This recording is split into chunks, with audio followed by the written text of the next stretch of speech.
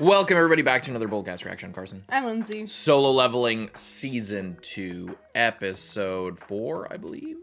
Yeah. Very exciting. Daddy is home. He has returned from the gates. After 10 years, I think. We are 75% the way through the gates of hell to getting the elixir that is needed to heal Jinwoo's mom. Let's see what happens. Leave a like and subscribe. Check out Patreon for uncuts. Let's go.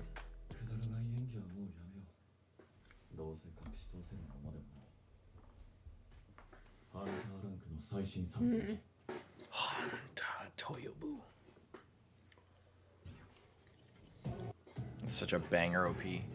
さて、今日はどれだけの人材を確保できるかな。彼は C 級っぽい。あの人は見るからに A 級。あとはい、ベク4号です。今日来とるです。どうしました。彼が来ました。なんですって。He? They've been talking about it. They've been waiting. はい、今すぐそちらに向かいます。なんとしてもハンターランクを取って稼いで、その金で別れた妻と娘と一緒に見てください。Wow. Good luck. ギルドのスカウトマンたちが声をかけてくれます。大丈夫。D 級じゃなければ食べていけますよ。E 級じゃなければか。次の方。はい。Just walks in. Yeah. Last time I was ranked as the weakest person in history.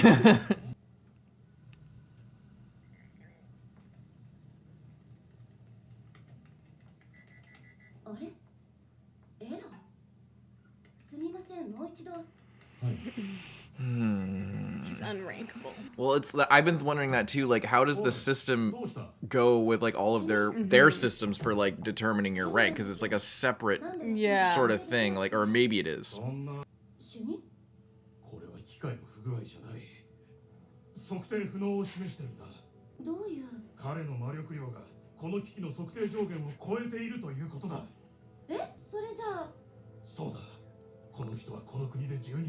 Oh my god. What power spike? Holy shit. I mean, it makes sense with what we've seen, but it's like he went from nothing to like, all right, he's the top 10 in the fucking country. Yeah.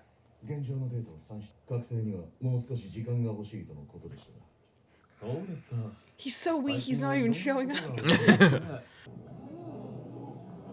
Oh boy.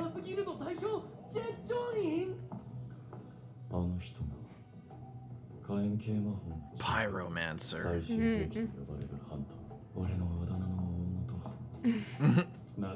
Interesting that he's also red and I'm blue.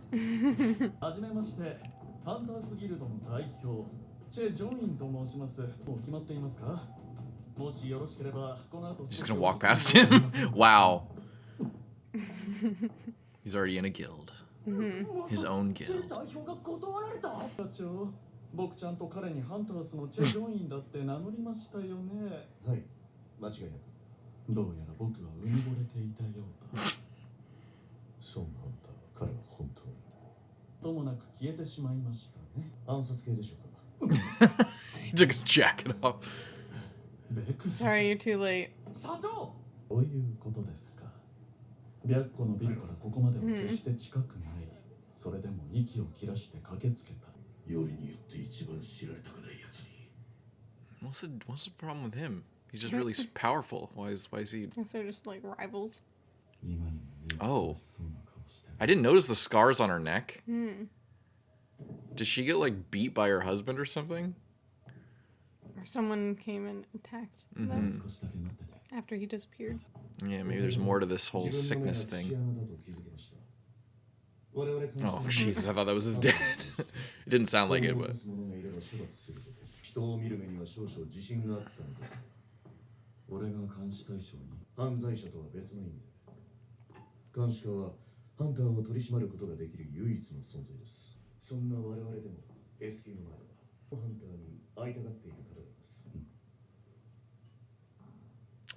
Oh. Oh, shit, the chairman? はじめまして、ハンター協会会長のゴ・ゴンヒと申します。まずは S 級判定おめでとうございます。再測定はさほどいい。その判定が出た時点で S 級とされたも同然なのです。ではなぜ再測定を設けたのかですか。それは猶予期間です。こうして我々があなたのような人材と Before he actually has the license. 残念ながら協会は規模の割に優れたハンターが多くはでも大型ギルドの収入と名誉に目が向けられてしまう。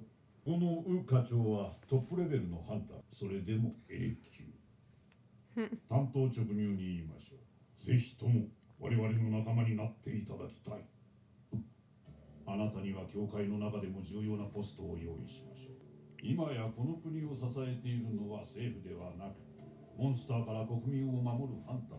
そしてその中心にいるのが五大ギルドの恐竜がかろうじてバランスを保っている状態です。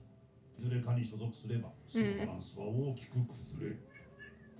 ではこれらを制御する6つ目の勢力としてこの国になくてはならないのだから教会にあなたにはそれだけの力がある。そしていずれはいかがですか。悪い話ではない。教会内でのポスト出世街道も約束されたような、But you might not have the freedom that you do right now. But they might have a way to cure his mom. Yeah. The first S rank.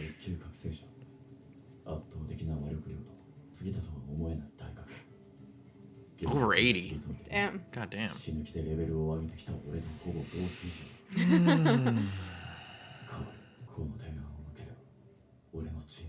But what about your buddy? You promised him you'd help him with his guild. 結局金か。俺は戦いたいんです。それはモンスターと戦いたいという意味ですか。はい。行きましょう。ダンジョンだと思うんです。 As a child, I yearned for the dungeons. 彼の目に嘘はない。 There's nothing quite like killing something. He's getting all inspired. 心臓はまだこのような音が出せたのだ。20、いや10歳若ければこのような若者と肩を並べて。わかりました。無理強いはできません。では妹が家で一人なのでそろそろ失礼します。貴重な時間をありがとうございました。S 級のヒーラーでも老化を治す。私はどれほど落胆したか。この後の予定はすべてキャンセルしてくれ。この感情を邪魔されたくはない。ウー課長、この後一杯付き合ってくれないか。私は飲めませんが、それでもよろしければ。構わんよ。彼は酒が好きだろうか。Like, just so taken with this dude.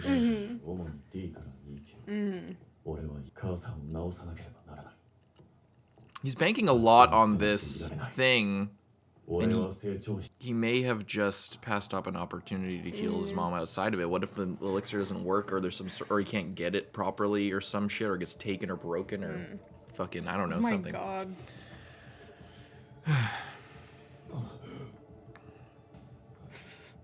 How does it feel to have every bone in your body broken? 君に直接聞きたいことがあってね。ハンソンという男、彼は本当にモンスター。あれが人間だと思いますか。間違いなくあれはモンスターです。君は治療に専念したまえ。 Is he just lying, or is he just, is that a turn of phrase? Like he's like, Where is he? I don't fucking know. yeah, I really am curious if he is just like that, or if he Is like corrupted by being in there for so long. or if he is part of the system as well. Stay away from my family. Okay.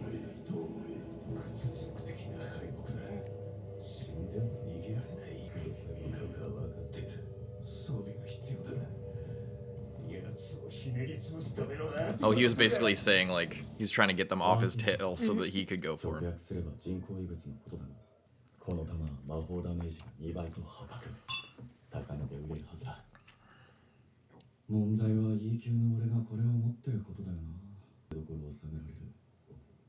永久ゲートに入った記録でもあれば言い訳も聞くが、そんな上級レイドに入れるわけないし。募集してるとこあるじゃん。4年前のデータか。証明写真が今とは違って少年のようだ。Looks like a beta bitch in his picture. 瀕死の重傷を負った記録がその疑いは薄い。入退院を繰り返してここまで耐えたものだ。溺水症である母親の治療費や妹の学費の収入面で一家を支えていたようです。ではなかなか見ることのできない好青年だ。ソン・ハンターですが、ハンターズのレードチームに入ったとの報告が。と言っていたが、巨額の契約金の報告によりますと、採掘チームに入ったそうです。採掘チームはい。What? 捉えどころのない It's like, what the fuck is he up to? はい。今頃の中では。下がってくだ。 Oh boy. His fucking armor is so cool looking. Roy Mustang ass snapping the finger with the fire.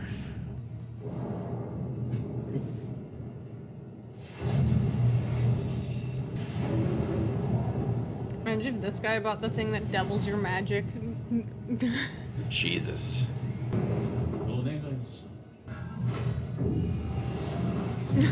Protect from his own blast. This guy's clearly gonna have some sort of sinister backstory or secret or something that he doesn't want people to find out. Jiwoo's gonna figure it out, and then they're gonna have to fucking fight. It's gonna be insane. ハンターズのナンバー2が。あ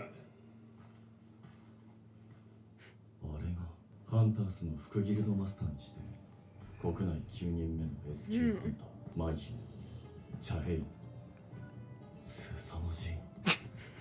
あれほどのオーラを放つ人が。Her aura is off the charts right now. I just sent some hot fucking guy looking at me. 思ったより鋭い人だ。攻撃隊が終わってようやく採掘チームと回収チームの出番だ。Oh my god. It's a lot of work. This is a huge operation. And he can't summon his fucking guys to do it for him. Oh no. He missed something? No, they leave the boss because or else it goes away. Right. I forgot about that. He's just getting distracted and it's like, you're supposed to be mining, bro. You're gonna get fired.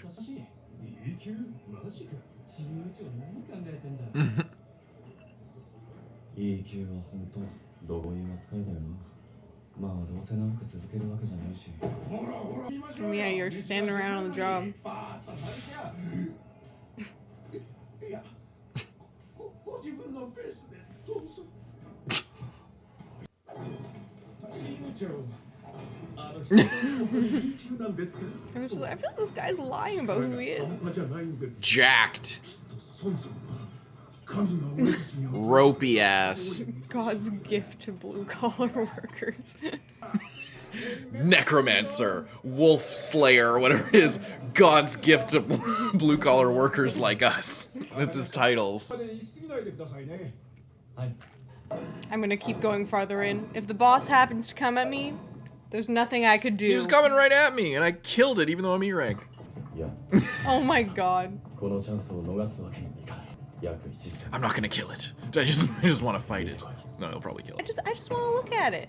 I'm not gonna fight it. For sure. It's like if you do that, you're gonna get in so much shit. He's just looking to get any XP because he can't. It's hard for him to get on a raiding party as an E rank officially. Yeah, but in like 3 days he should be S rank. So. Who's that? Oh no. Oh shit. Oh god. I'm about to ruin this entire job. What a great episode. I'm like, I seriously, I feel like a lot of people aren't even gonna believe that I actually am liking the show because I shit on it so much in season 1. But like, seriously, I'm actually excited for every episode that comes out. And like, I'm so bought in at this point. I just everything about it, and I maybe it's because a lot of the setup is kind of out of the way. Yeah. But like in the first season, I felt like, okay, why are we like messing around with all these like associations and these guilds and like showing this girl all the time? It just, everything felt so like clunky and out of place, or like it felt really forced, or like that, things were either forced or they were like, don't think about that. Or it was like, yeah, or it was like things that I would be interested in, but it's at the complete wrong time and then makes me not interested in it because it's just at an awkward place. But so far this season, and I was worried because episode 1 was really good and we were like, oh wow, this is good, but is it just episode 1? But at this point, I feel like I don't know what changed, or if they did, or if this is just like a more direct like things are just lining up better. They don't feel like they need to add things in to set them up more at this point. Yeah, I'm not sure. Or someone else is directing, or they just sort of took a different approach to it. But it's just, I feel like it's just fun to watch. I'm excited to see the growth. It's still, you know, like it doesn't feel quite as like edgy weirdly. Like it just doesn't, nothing about it just feels very natural. It feels very fun. I guess it's exciting. On the edgy thing, like, you know, he's so, you know, exactly what everyone wants to be, you know, that it kind of comes off as cheesy. But like, I think the difference is when we're this deep in and he's actually competent, you know, and he's been competent, and it's not like, you know, when he's like beta loser, then a week later he's like Giga Chad, and then doing all these Giga Chad things because because the series is trying to evoke in, you know, me, you know, young guy who's like, who wants to be a Giga Chad. I wish I was like this, therefore I'm gonna like project myself onto this guy that can make me feel like, you know, a power fantasy, and like, oh, you know, not even anything big, just like making the cute girl blush just by being himself type thing. Stuff like that. When he does that when he was just recently a beta cuck, but now he's a Giga Chad, it was like a little, that's what it means. That's what I mean by forced. So then it's like too quick, and then it's just kind of like, all right, I guess that's cool. But now that he feels more believably like he's lived in this life, and like he's a real character. Even if it is still to that sort of effect of trying to evoke that same kind of feeling. And I don't know, maybe it's also, I think it's also just us that we're just more down for it, I think, really. But regardless of ourselves, I genuinely think that the story is just more interesting now. Which, you know, it's great. I just want to keep reiterating that, because I'm actually looking forward to seeing where the story goes, and you know, it's good. And yeah, so hang on. So with the guild stuff, he was off. So there's the 5 guilds and the Hunter Association. They're separate. I was under the obvious, I think, wrong impression that the Hunter Association was like a branch of the government, or like a separate entity that was above all of the guilds. And then from the Hunter Association, like the Hunter Association gives you your rank. Yeah. And then you get scouted by the guilds, and then you go there. And there's a bunch of guilds, but there's 5 main ones. Yeah. Well, I think it kind of is like that. Like, it is more of a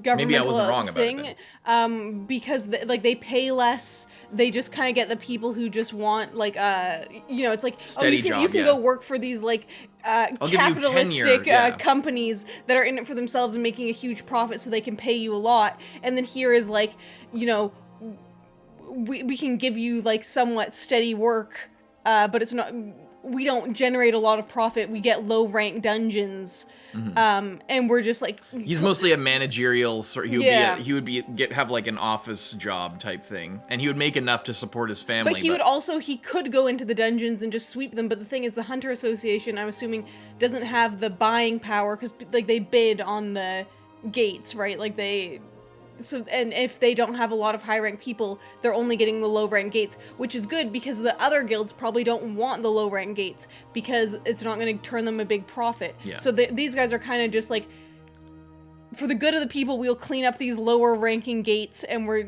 you know, doing what we can, and we're assessing people and keeping it moving, but they don't have the power to compete with these other guys that are all competing with each other, but they are still there as like a... And then separately, if there's a larger threat, like those are all the lower ranked things, and then there's the upper ones that can have money made on. Then there's things like Jeju Island, where a bunch of the heads from a bunch of the different guilds, it's like a all world go in to raid. Yeah, it's because it's like a public safety hazard type thing. Okay. If I'm understanding, I think you are understanding it right, and I don't think I was that far off either. But he was basically saying you'll get a pretty cushy position because you're obviously capable, and I like you. And also like but, with the implication that the potential to take over from him afterwards, eventually, because he's like talking about how he's old and he's by far he's like potentially the strongest person in the world. The first person to go S rank. I mean, he's literally Netero. Yeah, he's literally. So it's like Isaac Netero. You know, you need, especially if all of these other guilds, like all the other S rank people are working for guilds, not the Hunter Association. Then you hopefully. This guy would be like, oh, I want someone of my power level to potentially inherit this position after me, or else, like, what is this? Just a bunch of, like, mid guys, you know? Yeah. And then we see a little bit of, did he say this was the vice chairman of the American Hunter Association? He was talking deputy chief. So the maybe other guy. Yeah. This guy, who's obviously an American guy, and he was in the States, so I don't know if it's the same Hunter Association across the world. Maybe they explained that at one point. Or if it's different countries, or maybe the Hunter Association in Korea looks after, you know, it's all linked to either everywhere or just in Asia or what, I'm not sure. But and then fucking Daddy Big Balls over here was saying, you know, obviously he was upset because this guy was saying that he was going to kill his son and his whole family. So it makes sense, you know, it's not a surprise that he was lashing out for that reason at him. But it just adds to the intrigue of all of this. You don't know, like, his mental state. He's been trapped. Not just that, but like what is, you know, they're building up him as a big threat, big powerful guy, takes out the guy. Like, you know, he's not, I guess narratively, he's not going to team up with his son and they're going to be a father-son duo forever. Yeah. Either he's going to show up to save him from something big, or he's going to show up and they're going to be at cross purposes and fight, and he's going to have to... well, if he knows more about the system and he's like... If he finds out that his son... Like, this is what we were talking about before. It's like, if he finds out...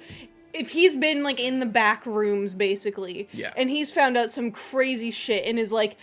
Oh no, the system is trying to like make a person ascend to a certain level so that they can use, so that the system, whatever that means, can use it for its own evil purposes. I mean, it seems like it's like a virus. Like, you know, you infect this one person, pit them against other people, give them objectives like defend yourself, and then he's like, okay, I guess I won't kill anyone. And then it changes to like, kill 3 people, and it's like, okay, I guess I'll kill them because I can't do anything otherwise.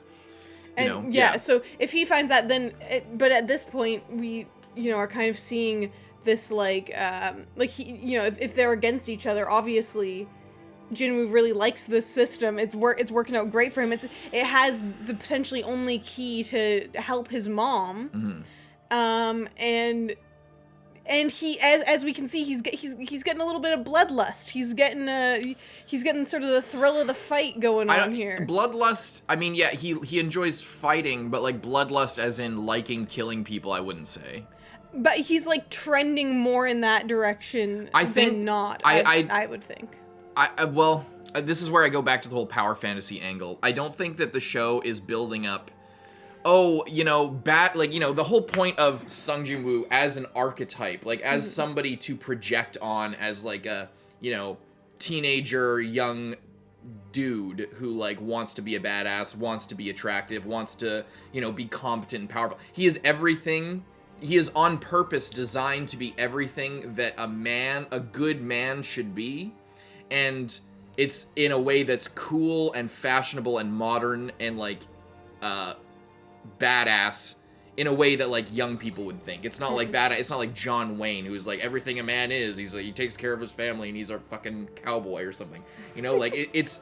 My point is, it's the archetype of the perfect man in the eyes of the male gaze. So, with that desire from the story and that direction from the author, I don't see them making him a righteous serial killer that like wants to kill in like a Dexter sort of way. Yeah, maybe I mean Dexter's a little more complicated as a comparison because he almost was like abused and like turned into a killer, and he had this like addiction to killing almost, but he wanted to stop killing. So maybe that's not the best comparison, but like I don't because of the trend and the obvious clear direction of the series to make Sung Jin-woo the best example of like positive masculinity. I don't see them turning him into like he just wants to kill people. I think that like I think that him killing people is like incidental to him showing off that he will protect the weak or the downtrodden because he once was one and he knows what it's like, which is another aspect of like his admirability as a man. So it's an archetype thing. So if they're kind of like milking that cow of make him the best possible thing, I don't think that he's going to trend towards that. He might flirt with it a little bit, but maybe that'll just add to his charm that he's like, you know, it'll become, I have the ability to kill these bad guys, but I won't. But I don't know. Because the show doesn't seem to have an incredibly complex morality with it, but maybe it will as it goes along. Because like he kills the guy and then takes his soul. Yeah. And then I thought that was the reaction from everybody was going to be like, that's fucked up. But I think the reaction seems to be, good job, you took down a threat that was going to threaten your life and the lives of others. Therefore, you're completely justified in doing anything, that's a take to have. But I think that like if you're talking about the true ultimate admirable person, and maybe this will be part of his journey, that if somebody loses all of their compatriots in like a frozen hellscape, is going through a mental breakdown, maybe it's not entirely moral to kill them and enslave their soul forever. You know, maybe that's not justified just because it was self-defense in the moment. There's a reason why if people have a breakdown in public and then like beat somebody up or cause mischief and mayhem or like maybe crash a car into like a building, we don't just fucking burn them at the stake. We, if they're actually insane, then we try and give them help in a good world, in a perfect world, in the way the system's supposed to work. We don't look at people who are deranged and in a bad place as that's your entire being. So like the show, whether they go into that, I can take it or leave it. But I think that it's worth addressing, and I think it would be a really good elevation of this, again, this like archetype of who Sung Jin-woo is, if as we go forward and he is tasked with killing people in order to like save other people or something like that. That it's really good to sacrifice your own morality and kill somebody in self-defense in order to save a greater amount of people. That's like admirable in a way. What's more admirable is not having to kill them, being strong enough to not have to sacrifice somebody in order to save other people, being able to do that from your own strength or sacrificing something of yourself instead. So I'm interested in how the series is going to explore. I guess that's it. That's what I'm trying to get at. I'm interested in how the series, because they're trying to portray the perfect man. What does that look like to the series? What is that? What does the series? What's their prescription for a good man? Like if they're putting that out there of like, this is what a perfect man is and does, how they act, how they comport themselves. What can you, audience, take philosophically from this kind of a thing? I would be interested in seeing them, and I am interested in seeing how they develop that kind of an idea. Especially if it's gonna go the route of like the system actually is evil and is actually using him. Exactly. How then does it become he's like falling into that, he's going more into that, and then there comes a point where it's like maybe his dad is like, don't do the system, and then he's like, fuck you, I'm doing the system. later on it's like, oh shit, my dad was right. This is getting way out of hand.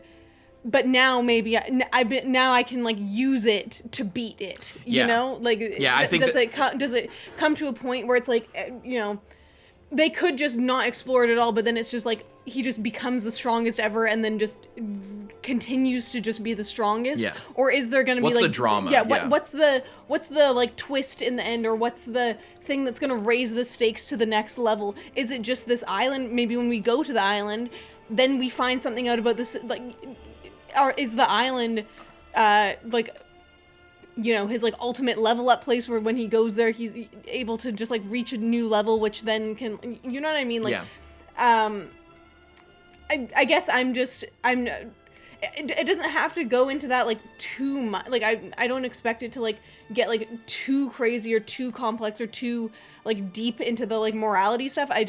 I'm curious that I'm hoping that it will just, like, touch on it and use that to create a more, like, intriguing plot line later on. Like, I feel like we don't necessarily need it right now, but, like, later on. I don't think it needs it at all. Like, that's my point is that by being the story that it is and creating the character that they have and what that character is meant to mean for the audience, they are, whether they like it or not, having that conversation. That's what I mean. So I don't need Sung Jin-woo to, like, or the series itself to have a big diatribe about philosophy and morality and all this shit. By being an example, by being a story that is meant to inspire the audience with the image crafted of the perfect, competent, strong, sensitive man who, you know, protects the weak and, you know, is a heartthrob for women and all this type of stuff, but is still humble and all these traits. Everything that he is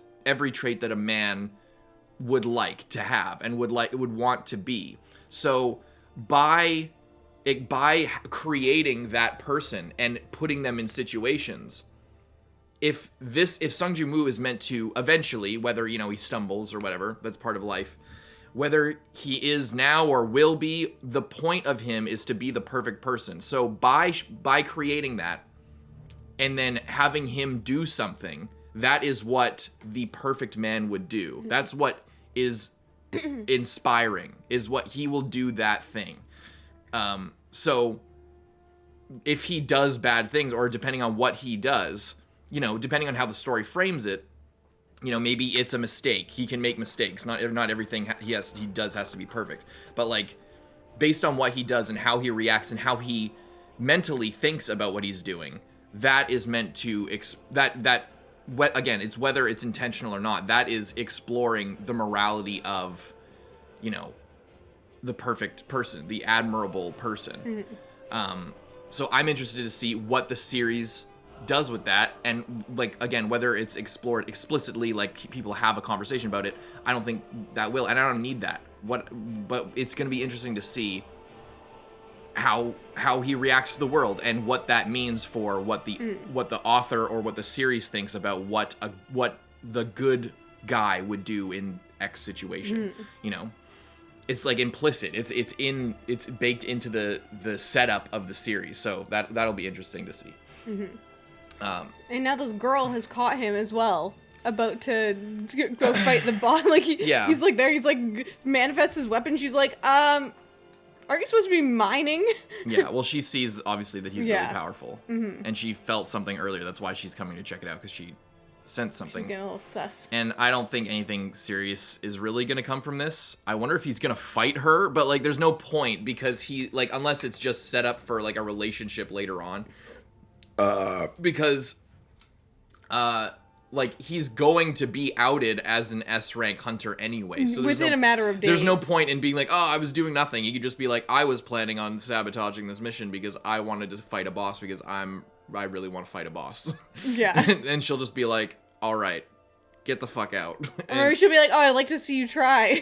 Yeah, and then maybe, I think honestly, like, if there is going to be a romance that kind of develops with them, it's going to be, you know, it would be a good reason to have them, like, duke it out and fight and, like, have this kind of, like, tension building with them, even if it's not, like, for to the death. You know, it was just a little scrap or a hint of a scrap or like a, you know, they mog each or other like a for a challenge kind of. Yeah. Like see how they kind of react to it. Maybe he'll do something again that like makes her swoon or some shit. Because he's already swooning for her. So. Yeah. And I can't wait to see this guy, her boss, turn into the ultimate like shithead that Sung Ji-woo has to fight or something. Because he's the guy that's with her right now. You know, as a professional capacity, probably only. But you know, he's red, he's blue, he's with her. If there is a romantic thing, they keep showing her like fucking constantly. So there's no way that there's not going to be some kind of a romance building with that. Yeah. What else? That's it. Yeah. Leave a like, subscribe, stay on. I'm Lindsay. Bye-bye.